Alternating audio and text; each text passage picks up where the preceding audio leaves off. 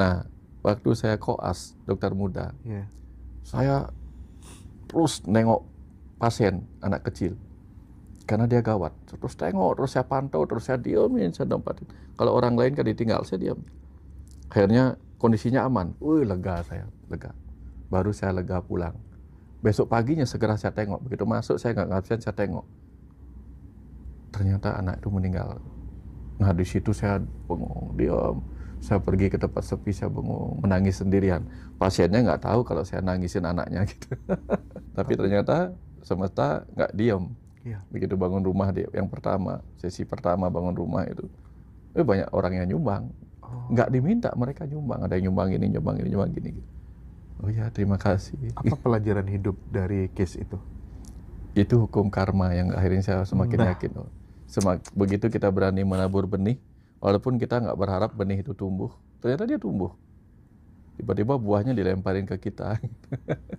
Jadi saya berbuat itu bukan untuk berharap nanti supaya pahalanya begitu, enggak. Saya berbuat itu bukan demi pahala gitu. Diberi kesempatan berbuat itulah pahala buat saya gitu. Suatu hari waktu di Bali sempat ngobrol sama Pak Putu. Ya. Pak Putu tuh ownernya Faras, teman-teman. Teman-teman kalau butuh lagi sakit-sakit apa gitu ya, coba sesekali pakai Faras. Itu penjelasannya Pak Putu bagus lagi kemarin, yang apanya? Sentuhan yang menyembuhkan itu. Oh iya, itu kan iya. Jelasin udah lama. Masuk akal banget lah. Memang begitu. Iya Pak ya. Ada tubuh yang sakit disentuh dengan tangan, dengan cinta. Hati yang sakit dia butuh sentuhan cinta. Bahkan ketika kita sentuh orang yang punya beban berat batinnya, sentuh di sini kan sudah merasa terangkat bebannya. Baru disentuh aja, udah gitu. Makanya kita begini kan. Ada orang yang beban batinnya tinggi, disentuh dengan kata-kata. Syaratnya apa? Ada cinta di situ. Cinta kasih. Jadi tubuh kita itu, kalau hasil saya tangkap obrolan dengan Pak Putu kemarin, itu tubuh kita benar-benar bisa menyembuhnya dirinya sendiri gitu. Ya, self healing. Nah, menariknya lagi, yang lebih keren lagi waktu kita ngobrol lebih dalam gitu. Beliau dulu itu kayak ngajarin anak muda, itu semuanya orang tuh berhak kaya. Bisa kaya gitu. Kamu bisa kayak saya gitu ya. Tapi akhir-akhir ini berubah Pak. Berubah Pak. Dan itu kayak menyadarkan saya lagi gitu. Iya ya, ternyata memang ada mesin tubuh seseorang itu memang yang kalau disuruh jadi proyektor tuh nggak bisa. Berimajinasi nggak bisa. Ada orang yang nggak bisa berimajinasi itu ada gitu.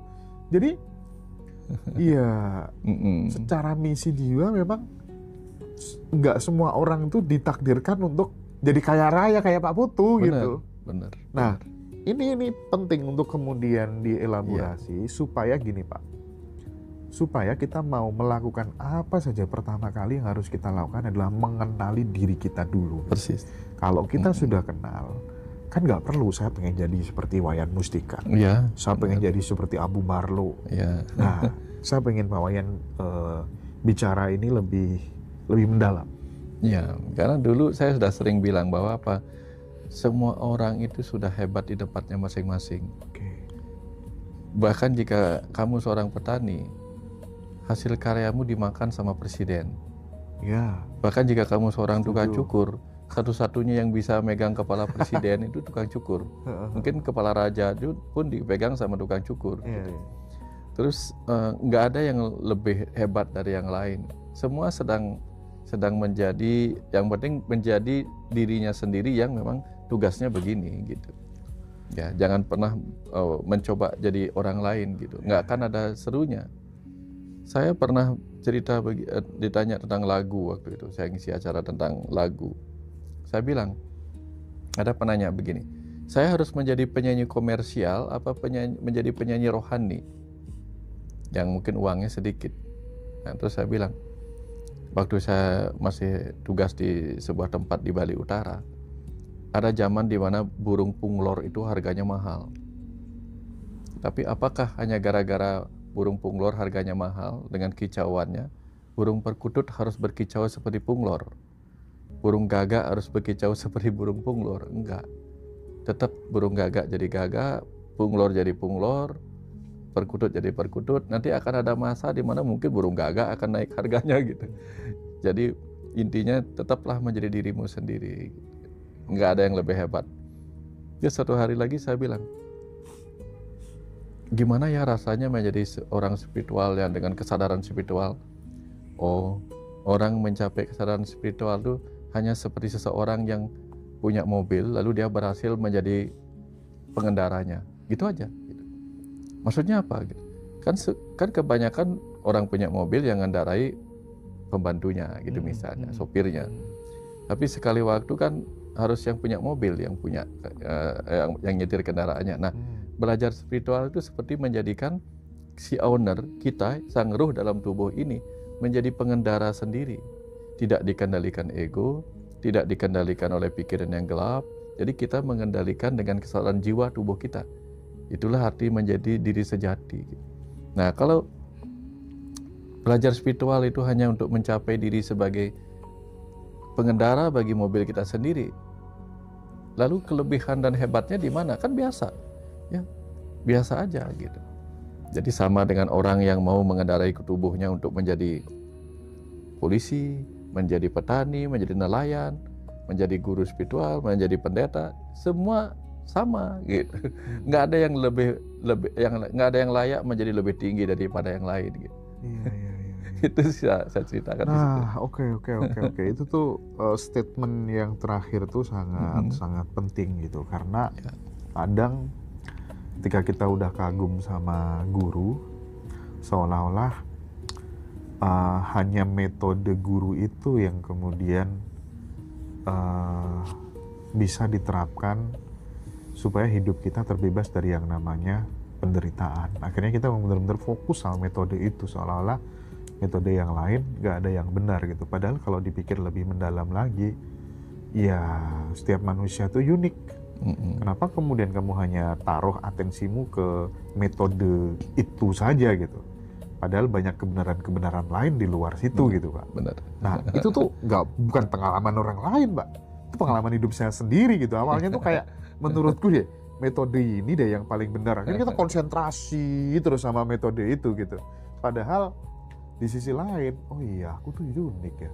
Tuhan ngajarin aku dengan caranya dengan asik, dengan mudah, dengan menyenangkan. Ngapain aku terus kemudian harus fokus belajar ke metodenya orang itu gitu kan. Jadi semacam kayak muncul kepercayaan diri, Pak Wayan. Iya. Kepercayaan diri. Bener Mas Hendra. Iya. Karena kebetulan saya juga dari kecil memang sukanya menjadi diri sendiri. Tapi suka mengambil metode orang lain. Ambil gini, oh ini bagus, ambil. Enggak 100% saya ambil. Ini bagus, bagian ini saya ambil. Bagian meditasi bagus yang ini saya ambil. Bagian pengetahuan yang ini saya ambil. Jadi saya tahu setiap orang, setiap pengajaran itu mengandung hal-hal yang bagus untuk saya. Yang tidak bagus untuk saya mungkin bagus bagi yang lain. Jadi bukan berarti saya ambil bagus-bagusnya, jelek-jeleknya saya nggak pakai, nggak ada gitu. Yang diberikan tuh bagus, tapi ada yang bagus untuk saya, ada yang bagus untuk orang lain. Gitu. Sehingga yang bagus untuk saya ambil, yang nggak bagus untuk saya, yang bagus untuk orang lain biar dipakai yang lain. Gitu.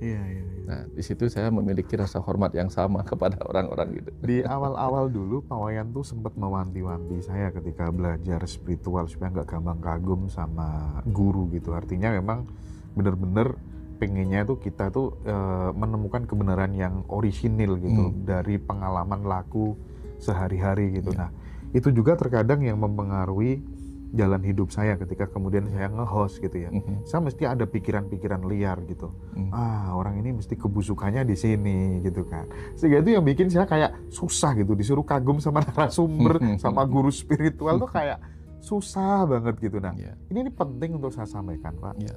Kenapa? Karena saya melihat dan menyaksikan sendiri banyak orang yang belajar spiritual, belajar finansial dimanfaatkan sama guru-guru atau coachnya gitu ya.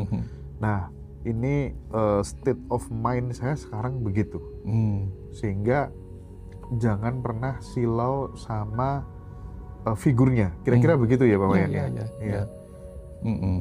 Jadi bahkan pengetahuannya pun bisa menyilaukan. Pengetahuan bisa menyilaukan. Jadi gini, dalam ajaran Hindu itu ada yang dikenal Saptatimira, 7 kegelapan. Tapi ternyata yang disebut 7 kegelapan itu adalah sesuatu yang terang. Contoh, guna itu ilmu pengetahuan. Itu kan terang, tapi itu bisa menggelapkan. Ketika kita sangat-sangat percaya pada ajaran yang itu, tidak mau terima ajaran yang lain, itu gelap. Jadi berbenturan terus-menerus. Ada kemudian guna dana, harta. Jadi harta itu bikin terang hidup kita, tapi bisa bikin gelap juga. Misalnya kita melakukan tugas demi harta, demi ini, demi itu. Pokoknya ya harta bisa menggelapkan. Kemudian kebangsawanan. Nah, guru-guru bisa kena itu. Begitu dia dihormati seperti seorang yang didewakan, begitu. Itu sudah langsung kena oleh godaan kebangsawanan. Nah, dan dalam ajaran ilmu kejiwaan, begitu orang tuh, oh aku didewakan. Ternyata aku memiliki karakter seorang dewa. Itu sudah mulai kena waham ketuhanan. Waham lah ya. Waham ketuhanan, waham kebesaran, begitu. Aku harus dihormati. Lalu bikin kursi yang tahta gitu misalnya. Itu sudah kena waham. Dan itu halus sih. Halus banget gitu. Nggak ada orang yang berani bongkar ilmu ini kecuali saya gitu ya. Nah, itu mulai itu. Nah, mulai. Saya ketika mengamati itu, saya kumpulin loh keluarga semesta. Saya kan punya saudara-saudara semesta yang sejak awal saya ajak sama-sama kan gitu. Begitu saya melihat tanda-tanda saya akan disuruh memegang yang lebih besar lagi. Sebelum saya menyebar ke Ngaji Rusuh, sebelum pandemi lah, saya sudah melihat tanda-tanda tugas saya adalah tugas kamu begini nanti, dikasih tahu kan. Oke.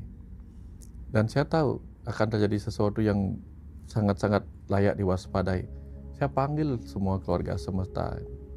Saya kasih tahu, saya dapat tugas begini. Akan menyebarkan pengetahuan ini untuk membangkitkan kesadaran banyak orang gitu.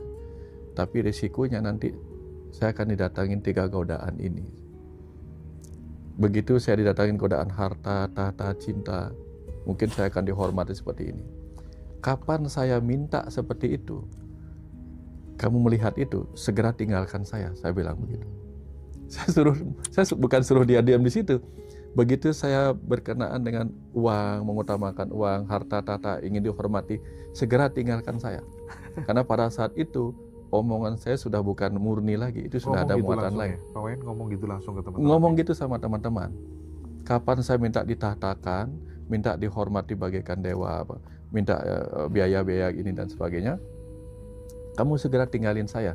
Karena pada saat itu saya sudah bukan menjadi bawa cahaya lagi, saya sudah membawa sesuatu yang akan membakar kalian. Segera tinggalkan saya. Atau kalau masih bertahan di sini, ingetin saya sudah mulai kena gitu. Ini tulisannya. Nanti kasih aja tulisan ini ke saya kalau saya kena. Saya bilang gitu. Oke Pak, itu tuh penting sih. Itu penting. Jadi dan jarang guru-guru yang berani aware untuk menyampaikan hal itu kepada murid-muridnya gitu. Nah, apapun itu, entah itu mengkultuskan guru, terus kemudian dimanfaatkan dengan sedekah ekstrim, sampai sampai menggandakan sertifikat tanah, menjual mobil bekas, dan sedekahnya itu harus lewat gurunya, atau kemudian dimanfaatkan, diajak bertemu di hotel dengan alasan bisnis, ternyata diajak berhubungan intim dengan alasan harus proses menuju makrifatnya harus melalui kayak gini caranya. Seks itu energi spiritual tertinggi, maka meditasinya harus lepas baju dulu, atau kemudian 3 bulan dikasih kelas, naik. Apapun itu adalah sekolahnya para jiwa menurut saya. Even aku juga mengalami hal itu. Ya. Jadi saya juga mengalami, dan sekarang saya baru sadar, ya memang aku harus kayak gitu. Supaya aku bisa mengalami sendiri, ya, supaya bisa merasakan, oh gagal tuh kayak gini, kesalahan tuh kayak gini gitu. Kalau nggak gitu kan nggak paham Pak gitu. Iya, harus ngalami langsung. Iya. Pengalaman adalah guru sejati. Iya, makanya. Nah, cuman kan yang jadi masalah, kalau bisa kita itu kan cukup belajar dari pengalaman hidupnya orang lain. Ya, jangan sampai kita lihat jurang yang dalam, itu bukan jurang yang dalam, karena aku belum jatuh ke situ. Jangan sampai. Itu maksudnya.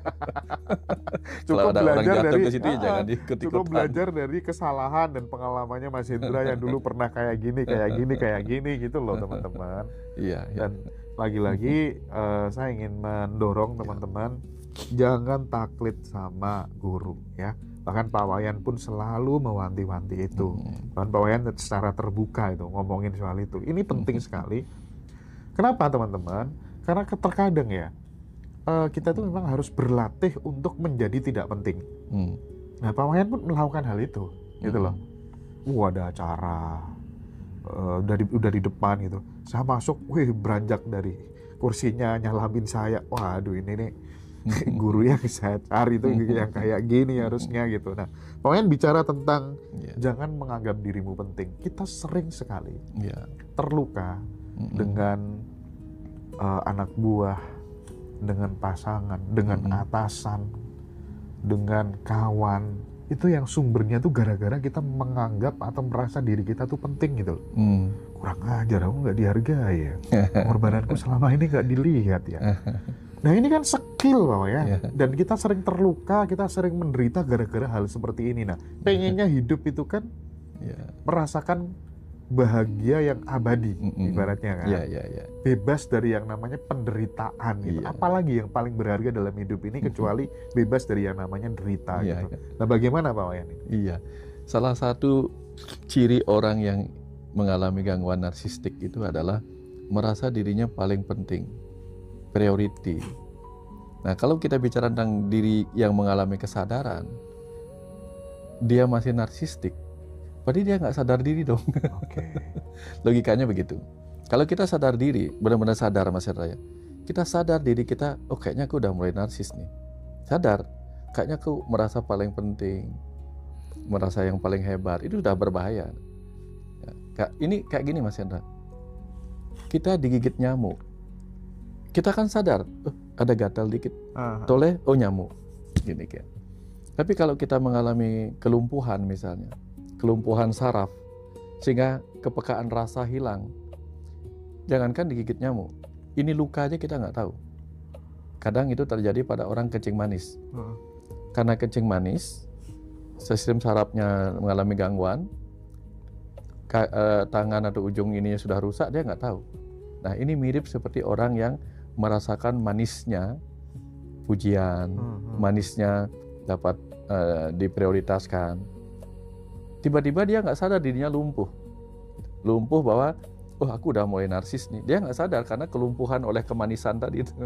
Hidup yang serba manis, serba sering dipuji, sekali nggak dipuji langsung dopaminnya seperti kecanduan pikiran. Nah kalau kita benar-benar ada dalam kesadaran yang konsisten, kita selalu waspada Mas Hendra.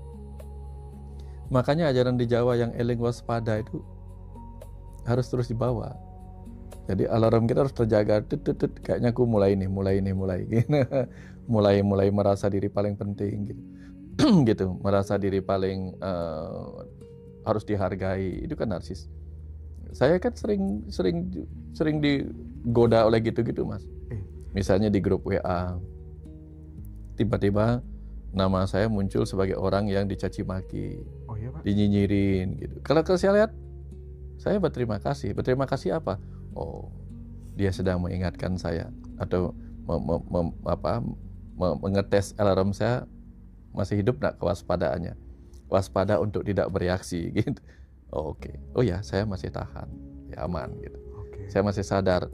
Begitu saya merasa, kenapa saya dicaci maki? Berarti saya melekat pada pujian. Jadi kalau orang melekat pada pujian, sedikit caci maki udah mengganggu. Tapi bagi saya nggak terlalu. Kenapa nggak terlalu? Iya, gimana caranya mengubah orang yang suka caci maki menjadi orang suka memuji? Biarin aja. Itulah dirinya. Dia sedang menjadi dirinya apa adanya.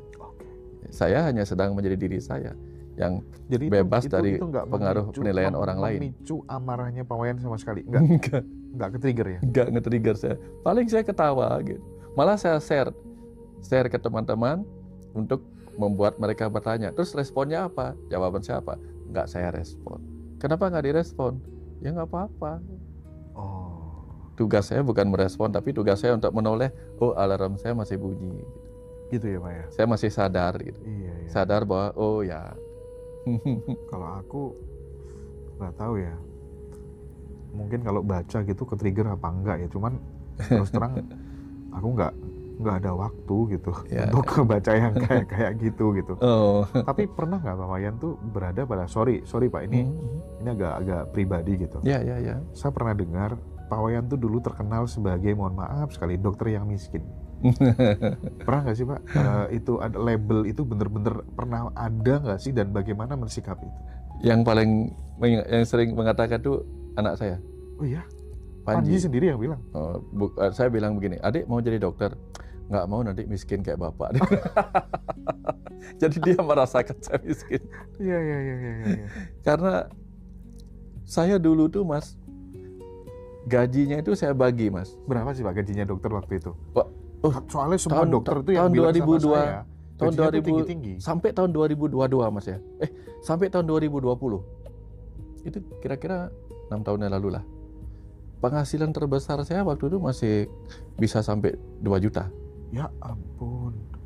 Kadang 3 juta, kadang kalau pasiennya banyak gitu. Tapi itu kemudian saya bagi. Sebagian harus saya sisihkan untuk persiapan ditabung 500.000 tiap bulan. Karena apa? 6 bulan lagi akan ada upacara Hari Raya Galungan. Untuk kemudian dibagikan sebagai angpau anak-anak. Terus untuk dibawa ke kampung istri.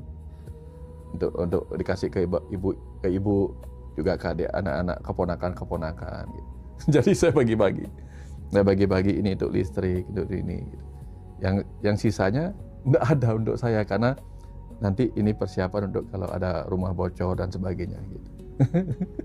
Dan pada saat itu juga saya harus memperhatikan orang yang benar-benar nggak ada kerjaan dan membutuhkan sesuatu. Kan saya harus bantu juga. Yang jadi masalah kan nggak semua teman-temannya Pak Wayan kan juga nggak dapat label dokter miskin gitu. Yang membedakan Pak Wayan sama teman-temannya apa? Kira-kira apa? Yang bikin kayak gitu apa? Padahal jenengan dokter loh. Rata-rata dokter tuh mesti duitnya banyak, rumahnya bagus, gitu ya Pak? Ya, yang membedakan mungkin tujuan saya jadi dokter ya mungkin ya. Oh, ya. Okay. Saya punya beberapa teman yang mirip dengan saya, tugasnya kayak gitu. Dulu saya jadi dokter kan tujuannya supaya apa? Supaya bisa gratisin orang gitu. Oh. Kalau saya ngantar orang ke dokter lain, minta tolong digratisin kan nggak bisa. Tapi kalau saya dokternya, saya kan bisa gratisin orang. Aduh. Bahkan saya kalau pasiennya nggak punya biaya untuk berobat, yang saya antar ke rumah sakit saya bayarin biaya rumah sakit. Habis itu saya baru mikir, uang saya habis. Sebagian gaji saya pakai untuk beli obat, untuk saya praktek di klinik yang lain. Untuk apa? Untuk gratisin yang datang. Kadang ada pengemis yang kecelakaan, kasih uang. Saya melakukan itu memang sejak di puskesmas juga. Di puskesmas saya sering ketemu di desa kan, pasien di desa itu Mas Hendra tahu lah. Dia bawa uang 15.000 waktu itu tahun 1997. Pak, ini uang untuk bayar utang obat kemarin. Ya. Sekarang gimana Bu? Sekarang Bapak mau berobat lagi tapi nggak ada uang, tapi batuknya keras sekali. Udah, gini caranya. Ini Ibu bayar untuk yang mana? Untuk yang minggu lalu kan? Ya, saya ambil uangnya. Ibu lunas ya? Saya bilang, ya. Sekarang apa yang dibutuhkan Bapak? Bapak masih batuk dan ini bla bla bla. Oke, ini obatnya. Saya ambilkan obat. Oke, dah Bu, dah. Yang ini, yuk obat ini nggak usah dibayar. Yang dulu udah lunas ya. Nah, yang sekarang Ibu bawa untuk Bapak. Ya, kapan nanti Bapak punya uang bayar. Nah sekarang untuk makan ada nggak? Nggak. Oke, ini saya kasih. Saya kasih lagi yang 15.000 tuh. Lunas. Selesai. Yang saya bahagia itu apa? Tugas saya selesai Mas Hendra. Saya menjadi diri saya sendiri. Saya sudah menjalankan apa yang menjadi cita-cita saya gitu. Nolongin orang. Itu cita-cita saya. Dan saya akan merasa gagal kalau saya berubah dari apa yang menjadi misi jiwa saya untuk nolongin orang. Gitu aja sih. Gitu aja sih Mas Hendra. Ini mencabik-cabik perasaan kita ini teman-teman ya. Mudah-mudahan sikap dan cara pandang memilih profesi untuk benar-benar menjadi filantropis. Filantropi itu bikin kita terharu dan mudah-mudahan kita terinspirasi teman-teman. Yang jelas dua profesi yang mengubah paradigma saya itu, satu tuh tentang polisi, yang kedua tuh tentang dokter ya. Saya sama dua profesi itu nggak tahu, punya banyak hal pahit gitu. Misalnya kalau ngomong soal dokter gitu, dari mahasiswa aku tuh sering kayak ngedobrak direkturnya rumah sakit tertentu gitu, karena pasien diperlakukan tidak sebagaimana mestinya, nggak ditangan-tanganin tuh bolak-balik Pak Wayan. Aku tuh membantu orang-orang miskin dengan segala keterbatasan yang saya punya, karena saya dulu reporter dan lain sebagainya, memanfaatkan kartu pers itu kan, gitu kan, untuk neken direkturnya supaya pasien ini tolong, akhirnya mereka terima kasih gitu. Dan sering juga misalnya pasien udah sembuh belum boleh pulang, itu saya paksa pulang, paksa tuh bolak-balik gitu. Dan banyak kejadian-kejadian pahit yang menurutku dokter tuh banyak dokter yang menyebalkan gitu, oknum dokter. Tapi setelah ketemu Pak Wayan, paradigma itu berubah. Ternyata ada juga ya dokter yang mulia gitu. Banyak ternyata ya. Saya aja yang kurang main mungkin ya. Polisi juga gitu Pak. Polisi juga begitu. Jadi saya sering kali ya berhadapan dengan kasus-kasus kayak gitu ya. Tahu lah ya, saya dulu demonstran. Polisi tuh kayak gini ya ternyata ya. Terus misalnya aku melanggar lalu lintas membahayakan nyawa orang gitu ya. Aku rekam kan. Gimana nih uangnya tak transfer, boleh nggak Pak? Nggak mau gitu ya, nggak mau. Tapi memang saya salah sih, parah sih.